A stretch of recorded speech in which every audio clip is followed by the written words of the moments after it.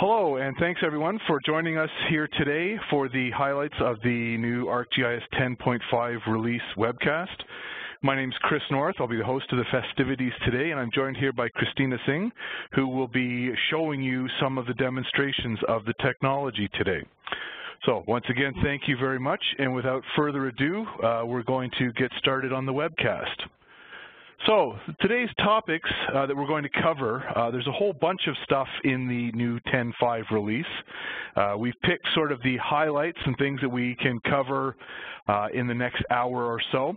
We're going to be looking at the new naming conventions for the ArcGIS family of products, the new naming conventions for the desktop and the server technology, and we'll be explaining that in a little more detail.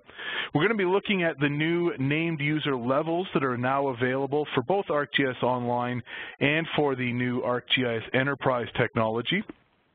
And we'll be explaining a little bit about what these new user levels mean and how they can be leveraged. We are also going to look at the new server types and capabilities that are part of the enterprise product and the enterprise technology at 10.5. We're then going to look at a brand new application that's available with 10.5 called Insights for ArcGIS, which is a really interesting application for doing business analysis and analytics of your spatial and non-spatial data. And we will wrap things up with a little bit of a tour of some of the new capabilities of ArcGIS Pro version 1.4, which, while on a different numbering convention, is actually an integral part of the 10.5 release. So let's get started. So the first thing I wanted to talk to you about today was the new naming conventions for ArcGIS at 10.5. And in particular, I wanted to talk about the new naming conventions for something called ArcGIS Enterprise. Now, let's take a moment and think about how we deploy our WebGISs within our organizations. And if you take a step back, really there's three fundamental components that we need to think about. There are the applications that we use and on a day-to-day basis and interact with our GIS. There is some form of a content management system where we store our data, where we create our web maps, where we create and author those apps, and where we share and collaborate with other users within that content management system. And finally, there are a set of services, or what I like to think of as capabilities, that you can deliver as part of your WebGIS deployment. Now, most of us are familiar with ArcGIS Online. If you think about it, ArcGIS Online is a deployment of this WebGIS pattern on Esri-managed infrastructures. You still have lots of the apps that are available to you. You have template apps and the web app builder and things that you can use like Collector and log into your ArcGIS Online organization. That organization becomes your content management system. And when we think of services that are available in ArcGIS Online, we think about the geocoding, the enrichment, the base maps, the living atlas layer, the analysis tools that are available to us. Now, what we want to do, and what many of us do, is we also can take this WebGIS pattern and we can deploy that on our own customer-managed infrastructure. We can bring the deployment of this WebGIS pattern onto our own servers or onto private or public cloud servers that we manage, and have the exact same pattern, have those apps, have the portal component as that content management, and these new server capabilities or server roles that we'll talk about here a little bit later. Now, the naming convention and what's changed here is that we now call that package of technologies, that whole suite of a WebGIS deployment on your own infrastructure, as ArcGIS Enterprise. So the product and the technology we know of as ArcGIS Server and that we know of as Portal is part of the ArcGIS Enterprise package. So ArcGIS Online is a deployment of WebGIS on Esri-managed infrastructure, and ArcGIS Enterprise is a deployment of your server and portal components on your own managed infrastructure. And that's really what we mean by enterprise. Now, when you look at where you put these, it means that you now have a number of options. You can now deploy your WebGIS using the Esri managed infrastructure of ArcGIS Online. You can put it on your own internal non-cloud infrastructure, servers running in your room, within your office, within your buildings, or you can use public cloud infrastructure or third-party infrastructure like Azure or Amazon. Or, as many of our customers do, you'll likely run some sort of a hybrid where you'll have bits and pieces running of each of these running in a variety of different capacities. Now, because we know that you're going to be running this hybrid, one of the new capabilities at 10.5 for ArcGIS Enterprise is the ability to enable what we call portal collaboration. This allows you to share applications, maps, and other things between portals very, very easily. Now, this is something that exists at the 10.5 release when you want to share from an enterprise portal to another enterprise portal.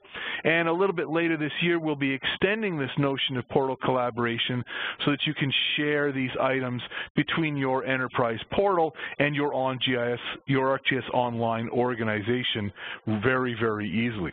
So this notion of portal collaboration is something we've started to introduce at 10.5 and we will continue to build on.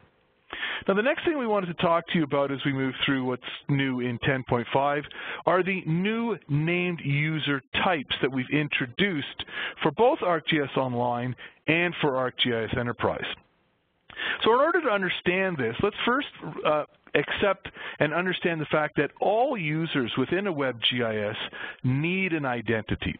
If we are going to have a content management system associated with our WebGIS that allows us to share and collaborate with other users, share data sets, share applications, facilitate project work in a group, everyone who participates in that WebGIS needs an identity. When I log into my GIS, I need to know that I am Chris North and I'm a member of this group, and these are the items that I need. So identity and the roles that individuals have within their WebGIS organization or portal are fundamental to the governance that you have around your WebGIS. So it's not really about authentication. It's not really just about who can and cannot see what data. It's really about who am I and what do I need to get my job done? What data sets do I need? What applications do I need? What groups am I a member of? And what policies and security measures apply to me to ensure that we protect sensitive data and that I only see really what I need to see. And that's really what identity is in ArcGIS. Now, we've had the notion of a simple form of identity available to us from the beginning with both ArcGIS Online and with the portal technology associated with ArcGIS Server. So if I look at my WebGIS, my apps, my content management system, and the capabilities that I deliver, well, I've always had the ability to assign users to that, this notion of a named user. So there are users of my WebGIS, and I can share certain apps and certain data sets with that. Now, if I choose, I can share apps or data sets with everyone. I can share anonymously. In other words, simply say, you know what, anyone can see this app, anyone can interact with this data set. And generally speaking, the best practice was that within your organization, you leveraged named users, and outside of your organization, you simply shared with the public and you allowed anonymous access. Now, what we've recognized is that there is a need for something in between these two levels. We have a need to sort of have that view-only or simpler interaction with our WebGIS without being a full-blown user, but still being part of my organization, still someone who can be a member of a group and only have certain things shared with them. So what we've done at 10.5 is we've introduced a brand new type of user, brand new level of user called a viewer. Now what this allows me to do is to have read-only users and full-blown users of my WebGIS all within the context of either my ArcGIS Online organization or my enterprise portal. And from a naming convention, to sort of keep things simple, what you know of as an existing named user today becomes a level 2 user, and this new type of user we're calling a level 1 or a read-only user that's now part of your organization or your portal. Now, in terms of capabilities, we won't spend time and go through this in detail. We'll make these slides available, but you can see just at a quick glance that really, as you move along from being an anonymous user to a level 1 user to a full-blown level 2 user, we gradually release more and more capabilities. So really, the big differences between an anonymous user and a level 1 user is that I can be a member of a group, I can have private content shared with me, and I can have private data shared with me so that I can control access to these things without having to sort of share with everyone within the context of my portal. And the level 2 user really still exists today as what we know of and have had since the beginning. So, user levels from an administrative standpoint, you know, when you're administrating your organization or your web GIS portal, you will simply decide when you create users whether or not they are a level 1 or a level 2 user. And you can move users from one level to another and benefit from having more or less capabilities, more or less control, and of course a nicely reduced price point for level 1 users. So we've really worked on reducing the barriers to entry for getting a significant number of named users to participate in your organization.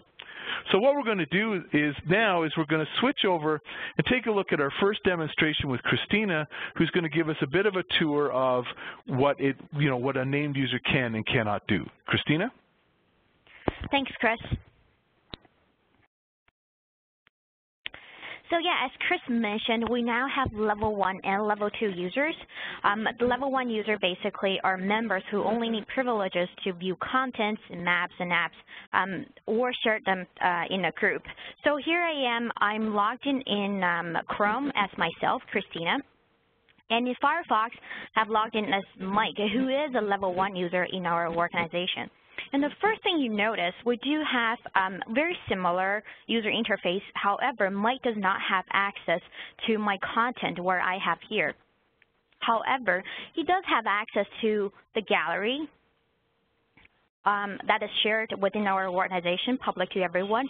He can also have access to any data that is shared to a group that he belongs to. So here he has a Vancouver crime analysis group, which was created by me, and I'm the owner of the group. And you can see Mike only has the ability to leave or join a group, where I have the ability to create a group and invite members to join my group. And let's now take a look at how the map user interface looks different for the users. So here I'm still comparing the two user interface. In my own user interface, Christina, I have the ability to add data. I can also perform some analysis. I also have the ability to save and share my map with others in my group or in my organization or to the public. But Mike, he cannot add data by default. If he does want to view the content that has been made available to him, he can actually click on Modify Map and then add data just like a regular user. But you do notice he does not have the privilege to add, to create or share this web map that he has created, because he cannot create an item in this organization. And let's now take a look at one of the maps that I've created for the group. So this is the Vancouver crime editing map, where I have 3 feature layers on this map. We will see more features as I zoom in. And right here, so you can see as I click on any of the polygons, the census tracts, or any of the data points, I do get to see all these informations that has been made available to this group. If I go back to my portal, because I have enabled editing ability on these layers, I can actually edit these data, or anyone who's in the organization that is a level 2 user will have the ability to edit the data. And if I do create a web app using one of our editing template, I can share this with, when it's done, I can share this with the member of my group. I've already created here because I had to do some theme selections in here. So right here you see this editing web app that I have. I have the capability to draw new polygons or adding new crime points to my data. I can also delete features or modify existing features. And let's now take a look at Mike's user interface when he's opening up the application. So this is the same application that he has. Oh, right here is the edit that I just made. It just synced. And you can see after I click on the editing toolbar, it doesn't have anything in here. So Mike does not have the privilege to see any of the tools that has been made available to this application. He still has the ability to review the data in this application that has been made available, but even when it's an editing application that is available to anyone who is a Level 2 user in this organization, Level 1 users can still only review the content and not being able to edit. And now I'll pass things back to Chris. Great, thanks, Christina. So just a quick review there. One of the things that we were able to do there is restrain who can see and edit data, and Level 1 users can be a member of a group, but they are restricted from making any changes. So I'll just go back to my presentation here, share my screen, and great. So thanks again, Christina. All right. The next thing we want to talk about is the new server types that we have introduced with ArcGIS 10.5. These are the tools that are part of your enterprise deployment that allow you to deliver capabilities within your platform. So at 10.5, we've introduced this notion of these new server roles or server types within ArcGIS Enterprise. There are 4 primary server roles or server types. There's the GIS server, the image server, the geoanalytics server, and the geoevent server. Now, in some cases, in the case of image server and geoevent, we know today that these are extensions to ArcGIS server. Their capabilities have been enhanced. We've added more functionality, but they are no longer extensions. They are now separate standalone servers that work in conjunction with ArcGIS Enterprise. What does that mean? Well, what it means is that from an architecture standpoint, you have some advantages now. One of the drawbacks you've got with the extension model is that if, say, you wanted to launch the image server extension, you have ArcGIS server, and your workflow and the processing that you're doing for the image server, you've scaled it out and you're required to run your image processing on 8 cores. You would, under that scenario, under 10.4 or earlier, you would also require 8 cores of ArcGIS server because an extension, even though your needs on the server component might be more modest. At 10.5, we've removed that restriction, and now you can independently allocate cores of these individual server types on their own, which means you can mix and match depending on your architecture. You might have a need for 8 full cores of the image processing, but you really only need 4 cores of your GIS server, or what we call today that ArcGIS server component. It might be reversed. The loads might be that you need 8 cores of ArcGIS, the server component, but you only need 4 cores of the image product. So these server roles, well, we call them standalone services. They're not separate products. You can't use them without the underlying enterprise technology, but you can architect them and deploy them independently. So what are these individual server roles then at 10.5? Well, the first server role we call the GIS server. Really, there's nothing magical here. The GIS server is what you know of as ArcGIS server today. It takes your data and it publishes it as map services, feature services, as geoprocessing and geocoding services today. So what that component remains unchanged. You won't have to change your apps. The REST endpoints on it don't change. The capabilities remain exactly the same, with the exception that they've had new capabilities and new functionality added to it. But that GIS server, we now think of that as a standalone server role. Now, there are other server roles that you can have. You can stand up an image server that works in conjunction with your overall enterprise suite, and that does not only what the image extension does today, in that it does orthorectification on the fly, and it's an image processing on the fly, but the image server piece has been extended that it now does raster analysis. So you can do surface interpolation through the image server as well. You can take a set of points, and on the fly you can generate things like heat maps and create surfaces with the image server extension. So not only does it do the same thing that the image extension does today, it's been augmented and enhanced. Now let's think about what this means for a sec. It means that you can send jobs for spatial analysis kind of functions to a standalone server and offload that functionality from your desktop machine or offload that functionality from your server machine. So this allows us to have the massive distributed computing of very large data sets for processing imagery and processing other types of data.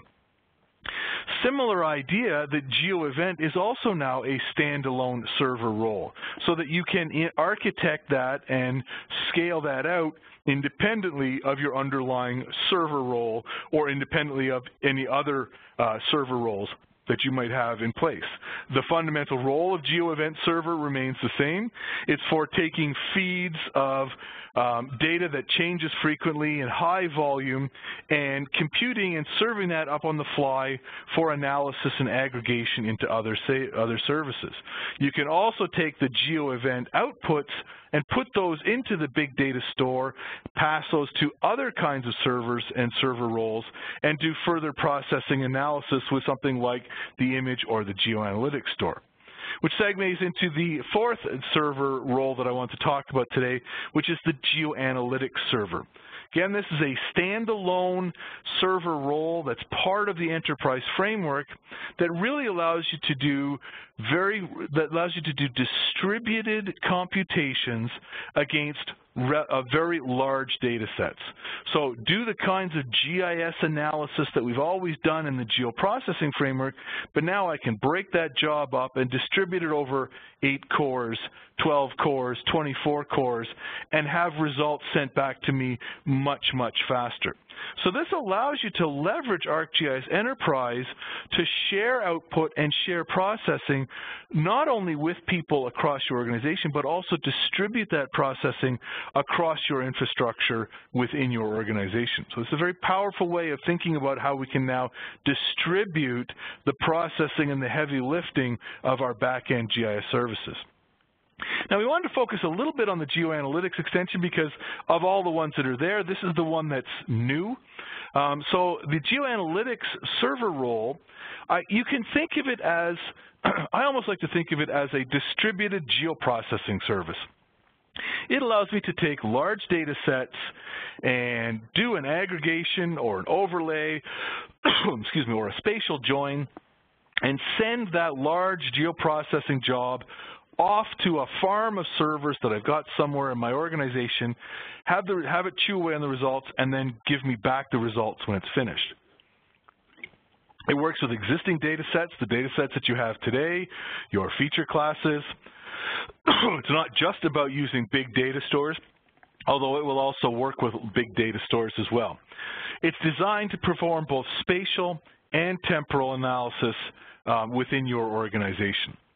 So when would you use it? Well, sure, there's lots of things that you can do with ArcGIS Desktop, but the geoanalytics extension might allow you to get big jobs done faster. If I have to do some sort of an aggregation or an overlay of 500,000 points, rather than run it on my geoprocessing service on my PC, I might send that off to the job and let it chew away on that for a few minutes while I go on and do other things and then get the results back. Right? Geoanalytics allows, it also allows you to do perform automated and regular analysis on large data sets. So feeds that come in from, say, the geo event, you could on a regular basis do aggregation. How many points, how many changes, how many vehicle points am I getting in a certain geographic area? And it's out of the box, it's ready to use. It just works inside of Pro, it works inside of the WebGIS. So what we'll do now is I'll just take a quick tour here. If we can go to the other demonstration, I'll just do a quick share of my screen on one of my other computers here. All right. So what we're looking at now, I'm stealing a little bit of Christina's thunder from later in the webcast. We're actually looking at a new version, the latest version of Pro 1.4, and sort of I get to announce one new thing, this new dark theme. That's an option. You can have this dark background or switch to the more traditional gray and white. I'm kind of partial to the dark background, so I'm using that. Very quickly here, I won't do the analysis in the interest of time, but I just want to show you that we've got a fairly large data set here. We've got about 500,000 points of crime locations in the city of Vancouver over the period of 2003 to 2015. So a fairly large 12-year data set of crime, well over about 500,000 points in this data set. Now, what I want to do is I want to do analysis in that. So you'll notice right now I have the ability, if I want, I can go and launch a geoprocessing tool, and I could run geoprocessing tools against this large data set. I could do spatial temporal analysis. I could do some sort of summarize within. These are all of my geoprocessing tools that we have in our desktop world today. And there's really no change there. That's the same workflow, build a model as you have today. But what I wanted to show you is kind of neat that if I stop using Pro in standalone mode and actually sign in to my ArcGIS Enterprise WebGIS, so I'll just do in my credentials here, and sign in, a couple things you'll notice happen. One, I don't know if you noticed, it was a little subtle, but this new feature analysis tool and raster analysis tool have now lit up. Now when I go and click on these, rather than seeing just a laundry list of geoprocessing tools, I now see a set of processing tools available to me that are actually jobs that are going to be run on the server, on my enterprise GIS.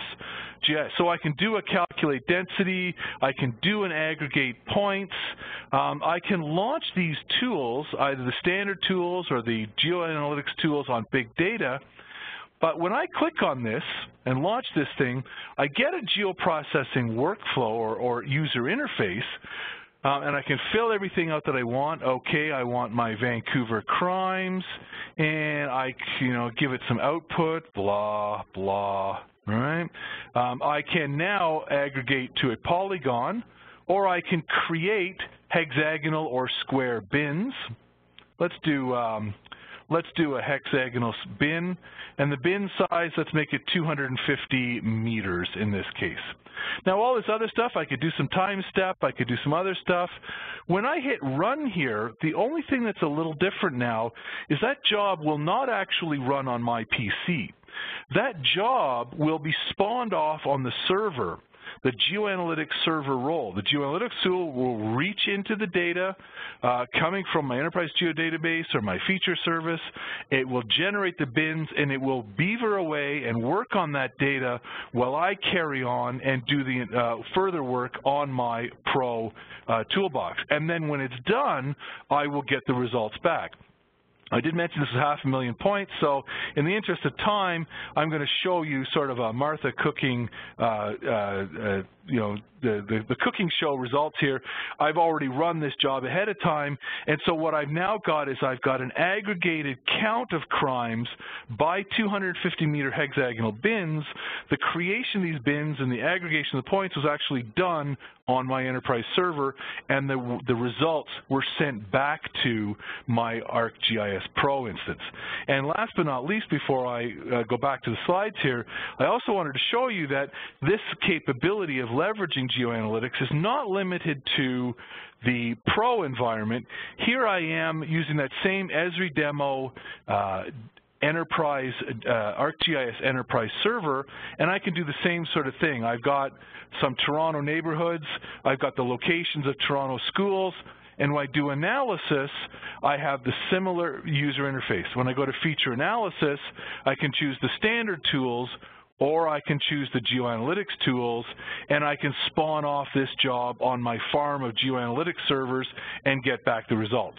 Again, in the interest of time, what I just wanted to show you very quickly is that I've already gone ahead and done this, and I've aggregated the number of schools by neighborhood and displayed those results on the map.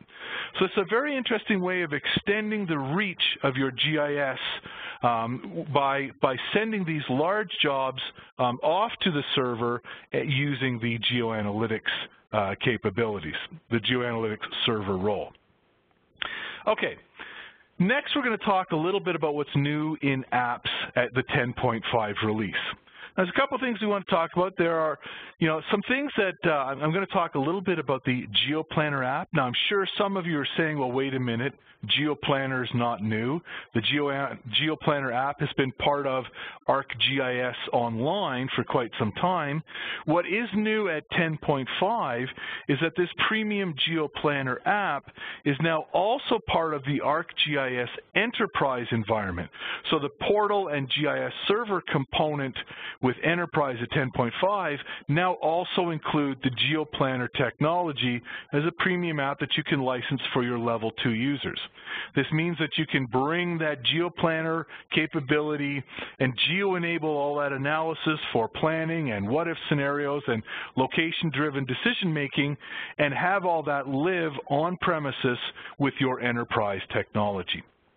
Now, what we did want to talk about and spend a little bit more time about is another new application that is brand new at 10.5 called Insights for ArcGIS. Now, Insights for ArcGIS is something that we've been showing at some of our user conferences. Some of you may have seen brief demos of Insights at some of our user conferences. The Insights technology is part of the ArcGIS Enterprise 10.5. So at the initial release, this is something you install as part of Enterprise 10.5. So using your 10.5 portal component, your 10.5 GeoServer component, you can optionally use it with the 10.5 GeoAnalytics server as well. But it's a standalone app that allows you to do visual, intuitive, and responsive analytics against all of your existing data sets today. So analytics in what Insights for ArcGIS does is it introduces us to a whole new set of visualization types.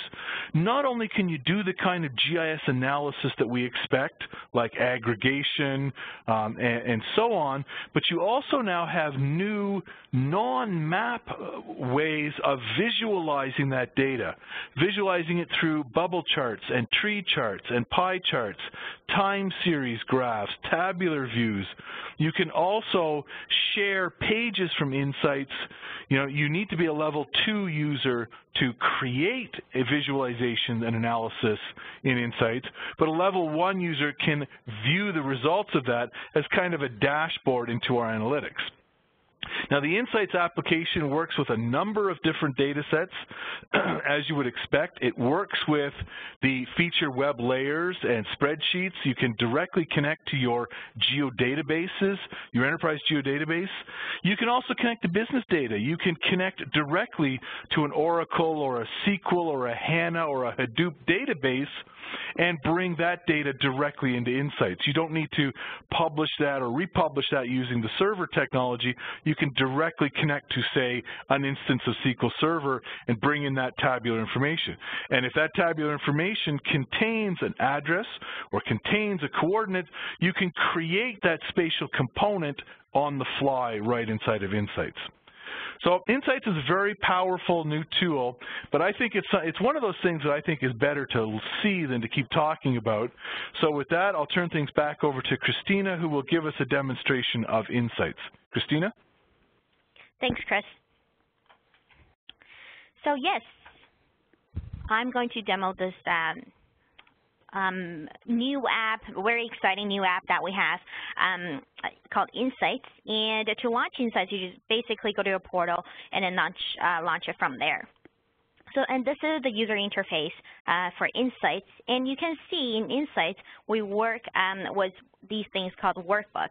And as Chris mentioned earlier, we can actually get data from different data sources and analyze it, visualize it in intuitive ways. And in this case, we're going to analyze 311 calls from the city of Lethbridge in Alberta, a service request. I'm grabbing that data from my content. And I can also grab other data from my organization that has been made available by my colleagues. And in this case, I'm going to grab the Lethbridge neighborhoods data that made available by Mike. And you can also, as mentioned, connect to Excel files or your enterprise database.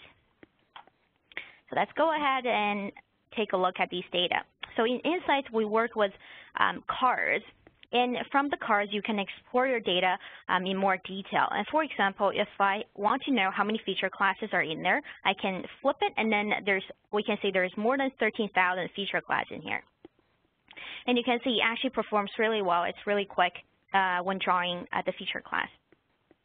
And let's do some further investigation on my data. So I have these service requests, and then looking at this point doesn't really help me with anything. So the first thing I would like to figure out is the trends in the past 2 years for the service calls, and when did they come in and what time or what time of the year. I can go ahead, drag and drop the date, and drop it on my workbook to create a chart. And ta-da, it shows me the trend from 2014 to 2016. Not only that, I can also look at the data in more details. For example, if I want to look at my data in a monthly basis, I could just do a monthly chart on here. And this is a traditional bar chart that we have here. What I can do is I can make it into other type of chart. In this case, I actually like the bubble chart. The bigger the bubble, of course, it means more calls have came in that month. And what's cool about Insights that we're talking about is it's actually interactive. So everything in your workbook is interactive with each other.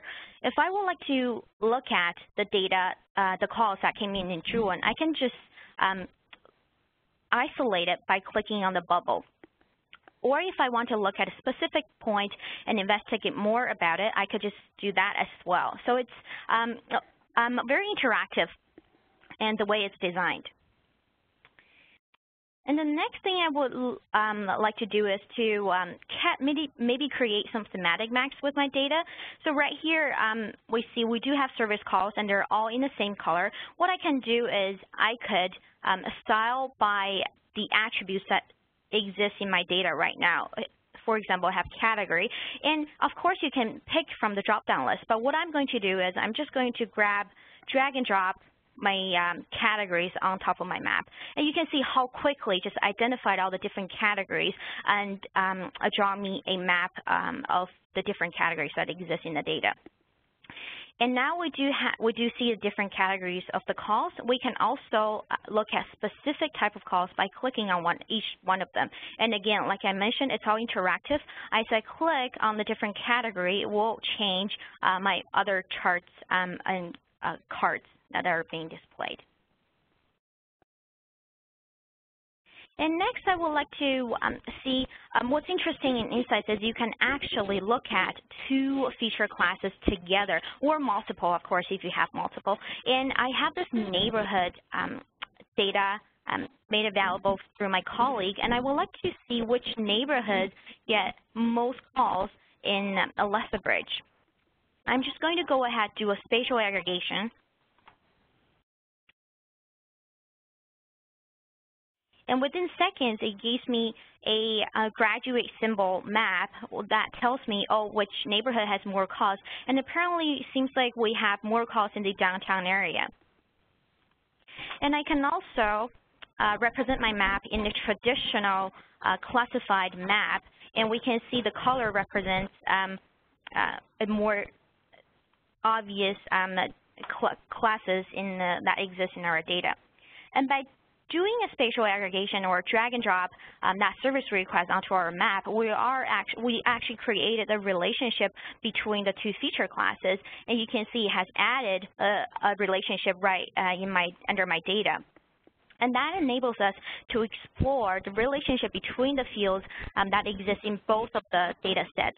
So what I'm going to do is I'm going to look at the account of service request, which is in our point data data set, and also the home ownership that exists in our neighborhood data.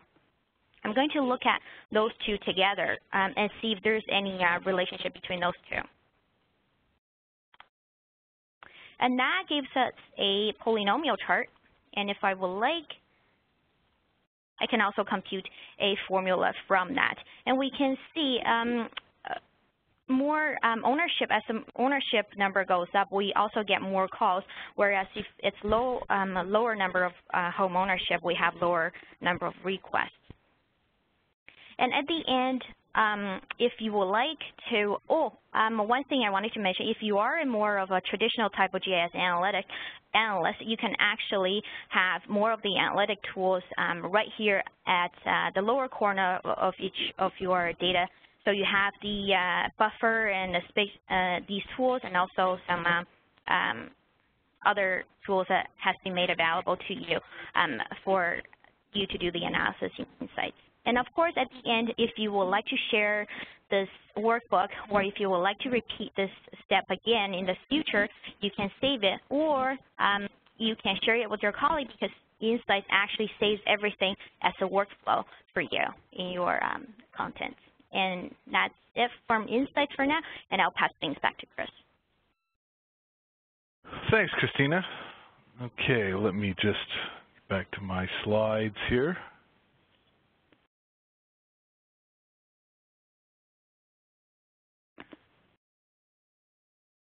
Okay. All right. The last topic we want to cover in our webcast today is the changes to ArcGIS Pro. Now, as I mentioned, Pro uses a different numbering system than the ArcGIS framework. That's neither here nor there. ArcGIS Pro, the latest release, is 1.4. It is on a slightly different development timetable, but it is still really part of the 10.5 release. As you saw in my earlier demo for the geoanalytics, Pro at 1.4 can be directly connected to those geoanalytic server roles in Enterprise 10.5, and I can work the two work seamlessly together. So let's talk a little bit about Pro. Pro is the professional GIS app for the ArcGIS platform. As you know, Pro is one of the applications that is included with your desktop seat. So when you buy ArcGIS Desktop, or for those of you who already have ArcGIS Desktop, you know that you have ArcMap, you have ArcCatalog, you have Scene and Globe. You also have Pro. So it is a part of that. And I want to emphasize that Pro is not a separate product. It's a separate app that's part of your desktop suite. With the 10.5 release, desktop seats still include ArcMap and Catalog and Scene and Globe, as they always have, and there have been some upgrades and changes to ArcMap at 10.5. No new major functionality in ArcMap or Catalog at 10.5, but we do continue to keep ArcMap and Catalog current in its ability to interact with 10.5 servers and 10.5 geodatabases, as well as continue to do bug fixes and enhancements.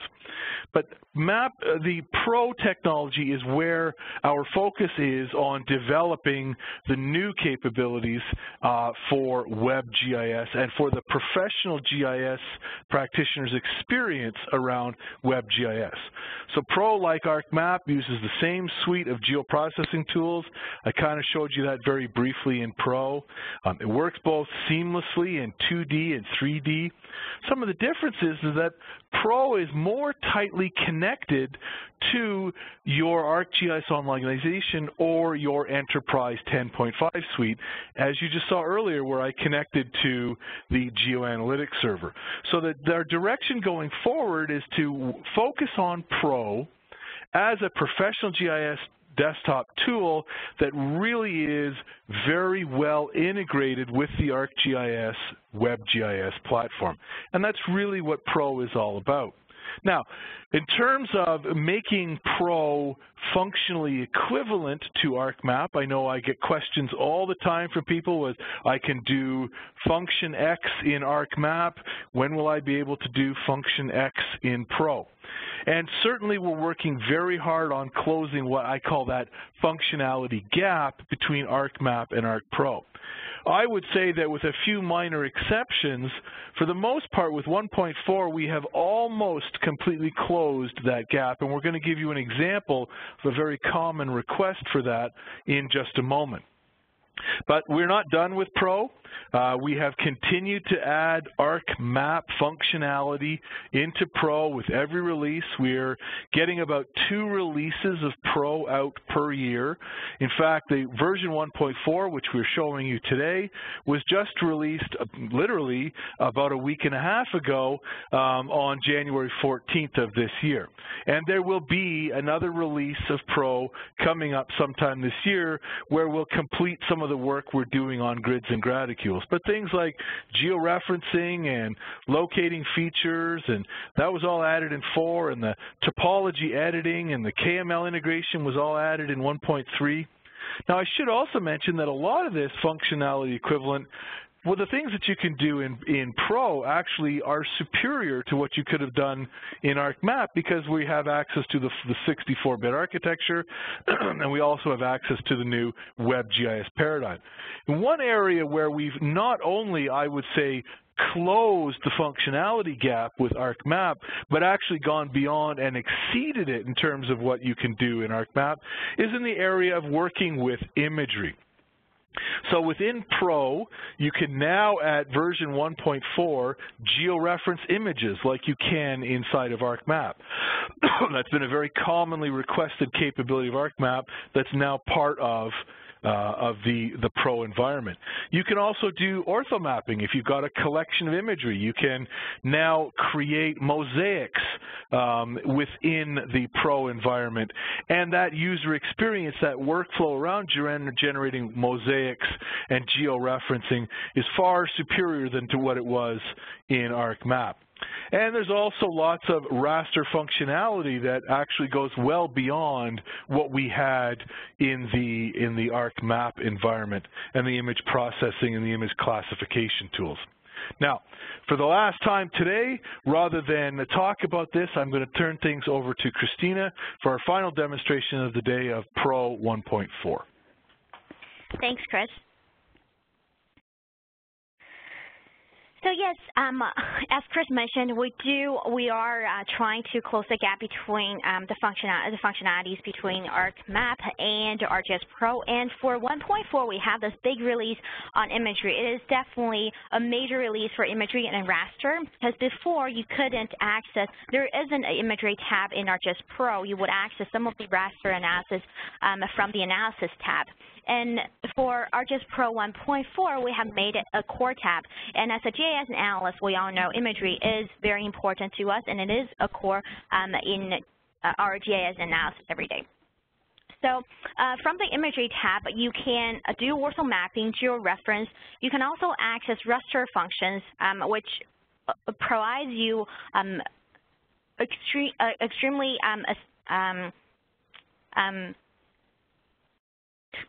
tools that you can use for your raster analysis, like a list of different tools that you can access. And there's also function editor, which was available at 1.2, but you couldn't access from the imagery tab.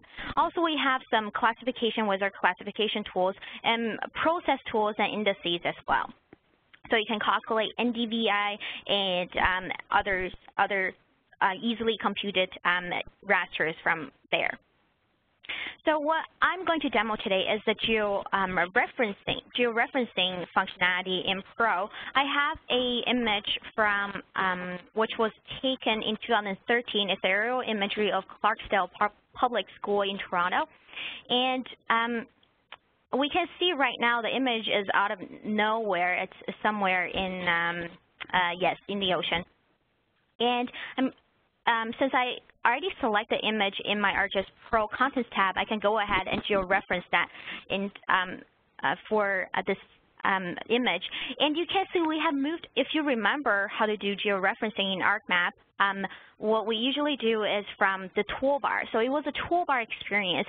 However, in ArcGIS Pro 1.4, we have moved away from a toolbar experience to a workflow-centric experience for our users. So right here, you can see we have prepare as the first step, and we have a set of tools for preparing your data. And then you can use control points for transformation to adjust your data, and then review it or save it and finish your georeferencing process. So I'm going to go ahead and georeference my image. I've zoomed into, using our base map imagery, I've zoomed into the Clarksdale Public School in Toronto. And the first step, of course, is fit the image into display. And traditionally, if you were doing this in ArcMap, we would add some control points or import some control points from your existing file. But in this case, as Chris mentioned, we are not only trying to close the gap, we're trying to make everything better and easier for our users. So what we have is the auto reference, and the auto reference will automatically generate control points between the source imagery and the other visible reference rasters in the map, and it's based on the spectral signatures. So it is meant for aerial imagery and satellite imagery. So let's go ahead and take a look how well this image can be referenced automatically. So without doing anything by yourself, there was no adding control points or importing control points. The ArcGIS Pro just figured out the control points using the source imagery and the reference imagery and referenced it by itself. And you can see it's really close to what the actual imagery is.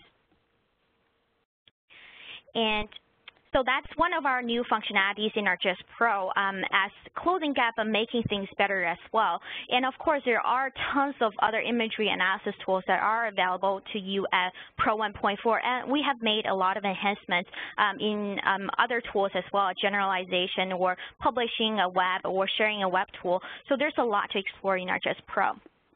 And that is the end of my demo. I'm going to pass things back to Chris. Thank you, Christina. All right, and so we'll just wrap up here with my final thoughts for the presentation. That really concludes our presentation today. I've been going through and answering some questions that came in. I will stay on the line for a little while longer and try to answer some of the questions that come in via Q&A.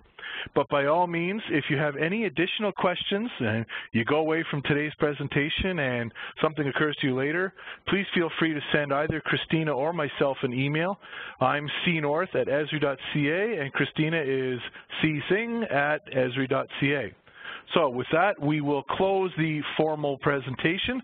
Thank you very much for taking the time to join us today. The recording of this webcast will be available at resources.esri.ca/webinars. And with that, I will sign off, but as I mentioned, we'll continue to monitor the Q&A for a little bit longer. So thank you very much, everyone. Good day. Thank you, everyone.